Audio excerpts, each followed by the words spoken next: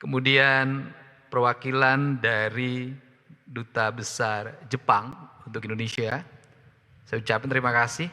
Kami menyampaikan bela sungkawa, rasa duka yang mendalam.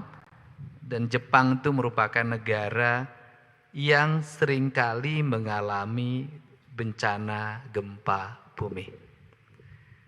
Bencana gempa bumi di Jepang jarang sekali ada korban jiwa.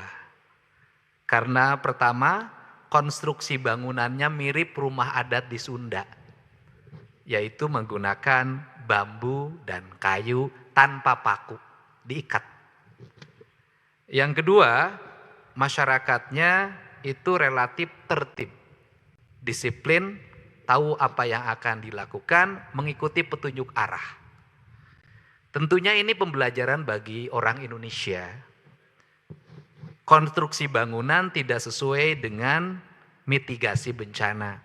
Semua dibikin sama, bangunan di gunung, di pantai, di tengah sama. Yang kedua, masyarakatnya seringkali mengabaikan aspek yang bersifat teknokrasi dan akademik. Urusan musibah makuma Gusti Allah. Sehingga dia santai. Kemudian yang ketiganya, seringkali tidak patuh terhadap apa yang menjadi early warning system.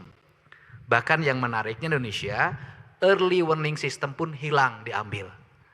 Ini perbaikan-perbaikan ke depan agar kalau ada bencana di kita seperti di Jepang, tidak ada korban jiwa.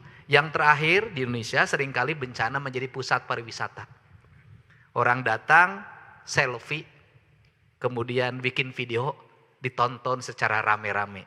Sehingga orang Indonesia itu tidak ada susahnya.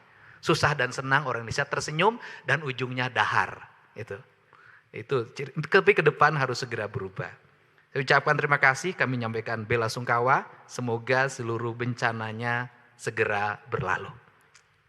Saya ucapkan terima kasih kepada perwakilan Duta Besar Belanda. Kalau orang Sunda nyebutnya Walanda. Karena saking dekatnya. Lama di sini, jadi karena saking dekat, maka menyebutnya Walanda. Gitu. Dan yang menjadi mitra kerja pembangunan pembangkit listrik tenaga sampah ini masih keturunan orang Sunda. Sumitomo, perkawinan Cesumi dan Kang Tomo itu. Tepuk tangan. Biar senyum lah, tidak terlalu mukanya cemberut, tegang, gara-gara kurang biaya, nggak boleh. Saya ucapkan terima kasih pada pejabat tinggi dan madya di lingkungan Kementerian Keuangan, ATR BPN, Pekerjaan Umum. Ini satu pesan yang harus kita perbaiki bersama, karena mata saya itu kalau kanan kiri harus selalu melihat. Pertama, di sebelah kiri kita sebelum legok, sebelah kiri hampir sejajar dengan legok nangka, itu ada jembatan yang masuk ke terowongan. Di situ ada kisi-kisi yang bahaya menurut saya. Pertama, samping kiri kanan sudah berubah bangunan liar yang tidak terkendali.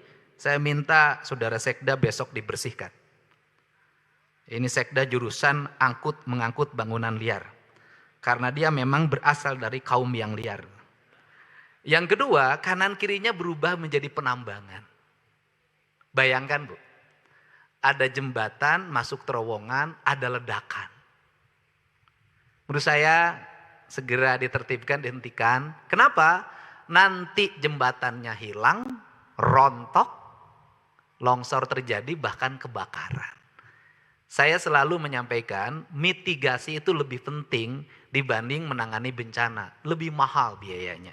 Sehingga di tata ruang sekarang itu tidak boleh lagi itu ada tambang. Harus menjadi kawasan ruang terbuka hijau. Untuk kepentingan kita ke depan.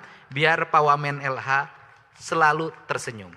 Orang Sunda itu seneng kalau lihat yang hijau-hijau.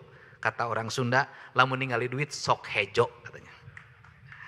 Kemudian saya ucapkan terima kasih Pak Ketua DPRD Provinsi Jawa Barat, Pak Wakil Ketua, Pak Kepala Kejaksaan Tinggi, kalau sudah tinggi nanti agung Pak.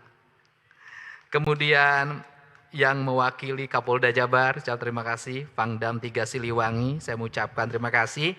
Saya selalu tidak pernah menyebut mantan gubernur, saya menyebut adalah gubernur senior legend, Bapak Kiai Haji Ahmad Heriawan.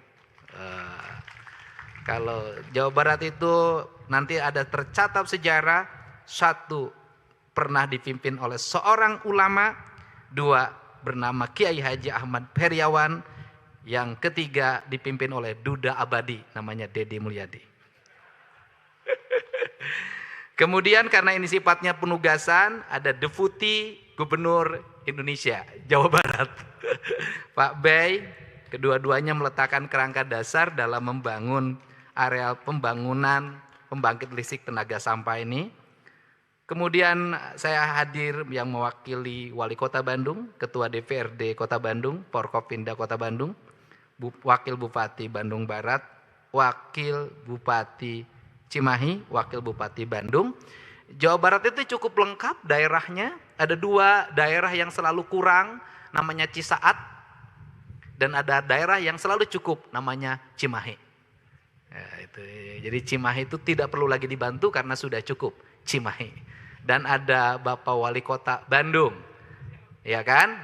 Bapak Wali Kota Bandung itu selalu tampan walaupun takut sama istrinya. Karena namanya Farhan. Kemudian teman-teman DPRD Provinsi Jawa Barat, saya ucapkan terima kasih. Ini Pak, saya kalau ingin dapat jabatan selalu minta bantuan dari Pak Memo, anggota DPRD Provinsi Jawa Barat. Ada Pak Raden Teddy, saya ucapkan terima kasih. Ada Bu Pras, terima kasih. Teman-teman Kadin, saya ucapkan terima kasih. Direktur PT JES, Direktur Strategi Portofolio dan Pengembangan Pertamina. Tadi saya bicara dengan Pak Presiden, yang dua hal tidak akan saya sampaikan karena menyangkut daerah lain.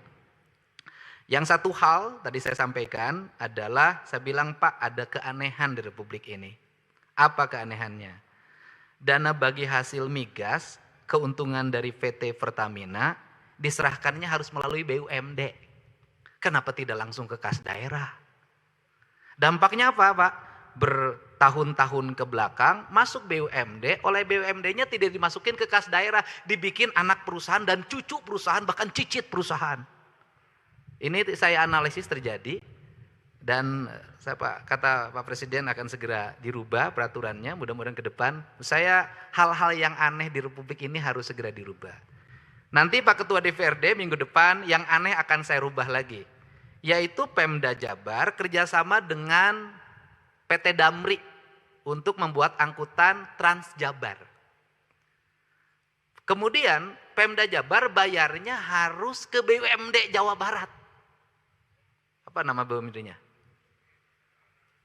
Nah, Jasa Sarana.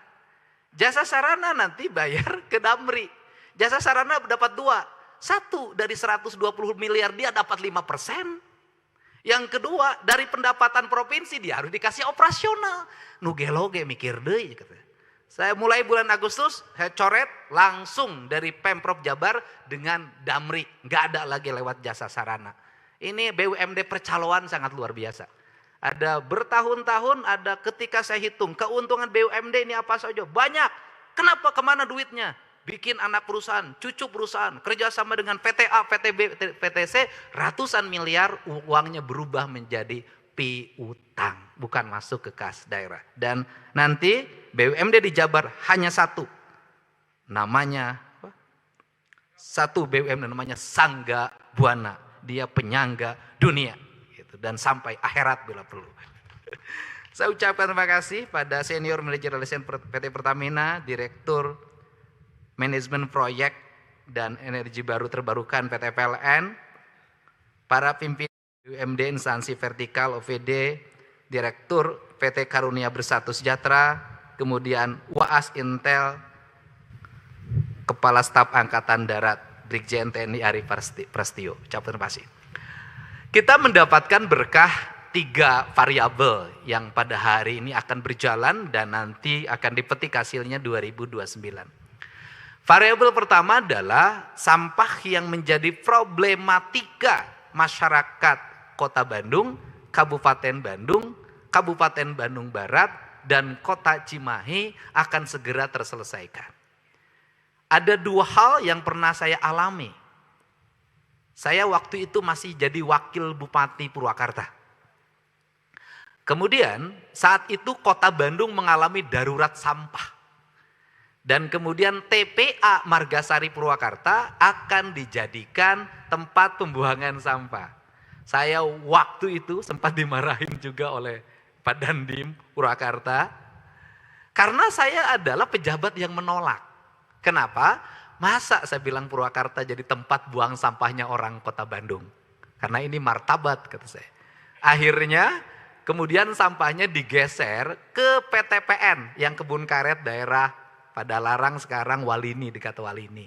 Kemudian akhirnya bisa teratasi dan itu sementara. Setelah itu terjadi lagi musibah, bayangin aja. Di Lewi Gajah aja sampah rontok, apalagi di Lewi Munding. Kemudian akhirnya jadi ke Sarimukti. Nah, Sarimukti ini juga kalau tidak cepat tertangani, daya tampungnya makin terbatas, numpuk terus kalau tidak terkendali. Sehingga kita nanti ke depan ada dua hal yang harus kita pikirkan. Yang pertama adalah dalam 3 tahun ke depan sampahnya mau dikemanain. Sarimukti, kemudian setiap rencananya Pemda Jabar ingin memasang alat pengelola sampah yang dibakar berubah jadi briket, teknologi sederhana dibuat di Lembang oleh UMKM yang saya ingin menyimpannya di tiap kelurahan. Sehingga saya ingin teman-teman DPRD, salah satu kekuatan yang harus disebar adalah ini. Ini akan selesai kalau di tiap kelurahan dipasang. Dan Pemprov Jabar sudah memberi contoh, di Gedung Sate tidak ada lagi problem sampah, 5 ton sehari berubah menjadi briket, briketnya dikirim kemana-mana. Ini sudah selesai. Itu yang jangka pendek. Yang jangka panjang tentunya legok nangka ini legok itu artinya saya jelaskan, legok itu artinya daerah cekungan. Nangka itu adalah pohon yang menghasilkan buah bergetah tapi harum. Nah ini menjadi solusi, tapi dalam jangka pendek Pak Ketua DPRD solusinya harus terbangun agar tidak terjadi penumpukan di Sarimukti menjadi problem di mana-mana. Ini pertama.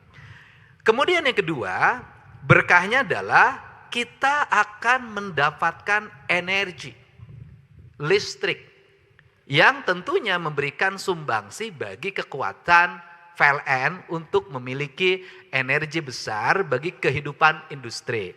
Saya boleh menyampaikan, ini saya agar industri listrik berhubungan erat dengan investasi. Salah satu problem investasi di Jawa Barat, karena saya setiap hari ngurusin ini, adalah listrik Pak. Listriknya apa problemnya? Urusan tanah sudah selesai, IMB sudah selesai, tetapi problemnya adalah investasi masuk, perusahaan harus mengeluarkan biaya untuk membangun gardu, menarik kabel. Saya contoh kemarin di Purwakarta saya dialog panjang. Satu investasi bangun kawasan di kawasan industri, beli tanah di kawasan industrinya hanya 15 miliar. Tapi dia tarik kabel ke gardu Cikumpai 17 miliar biayanya.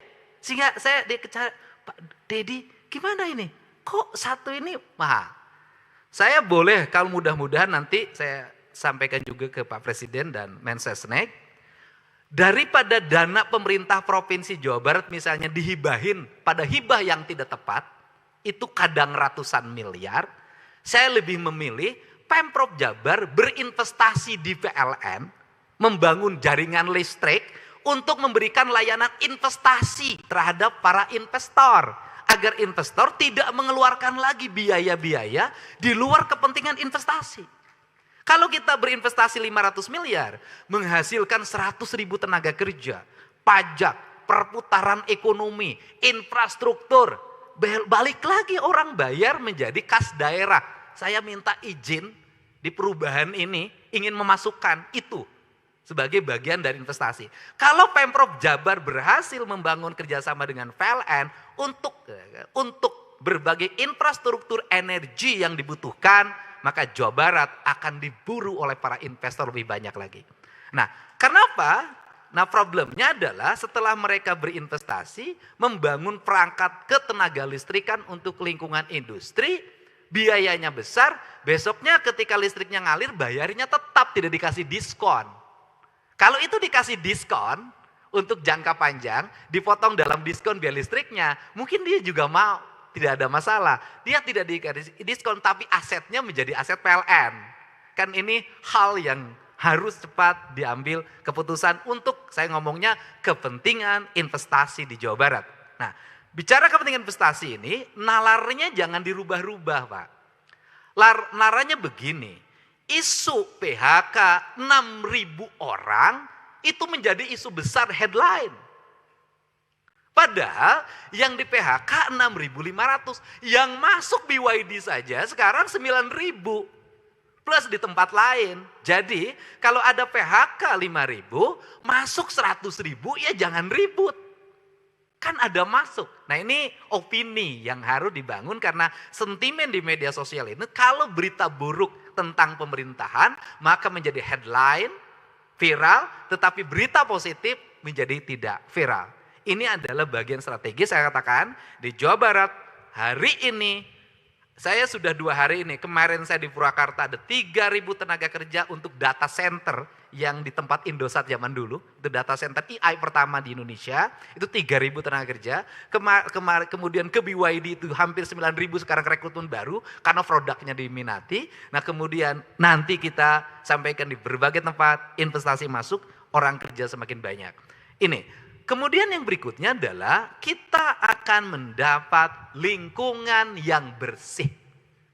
Udaranya bersih, jumlah pohonnya harus semakin banyak. Kita menyadari dulu di Bandung orang pakai jaket. Sekarang di Bandung orang buka jaket. Problemnya 2. Yang pertama adalah jumlah pohon semakin menurun. Kawasan ruang terbuka hijau semakin tidak ada, gunung-gunung semakin gundul, orang mengabaikan aspek lingkungan. Dan saya sampaikan ke Pak Gubernur Senior dan Deputi Gubernur, di Perda Tata Ruang 5 tahun ke belakang, Jawa Barat kehilangan 1,2 juta ruang terbuka hijau. Dan sekarang kita rubah lagi, dikembalikan ruang terbuka hijau itu.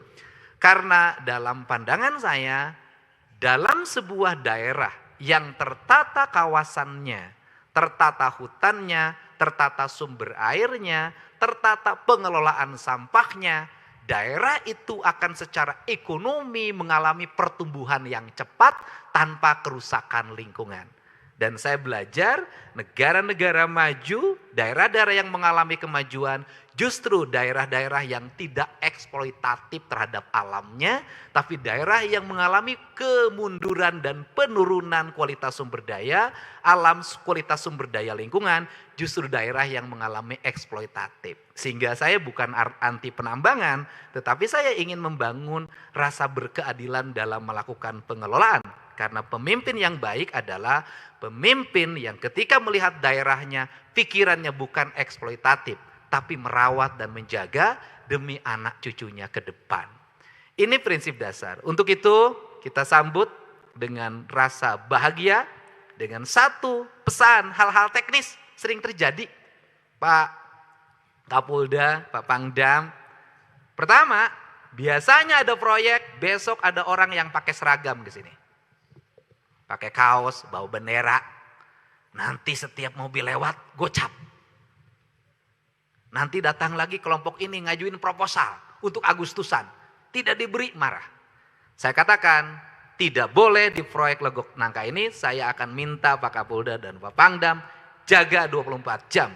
Gak boleh datang siapapun ke sini untuk minta ritasi pengiriman pasir, minta ritasi pengiriman batu dan sejenisnya. Ini adalah jaminan. Saya katakan, saya menyatakan perang terhadap premanisme. Kenapa?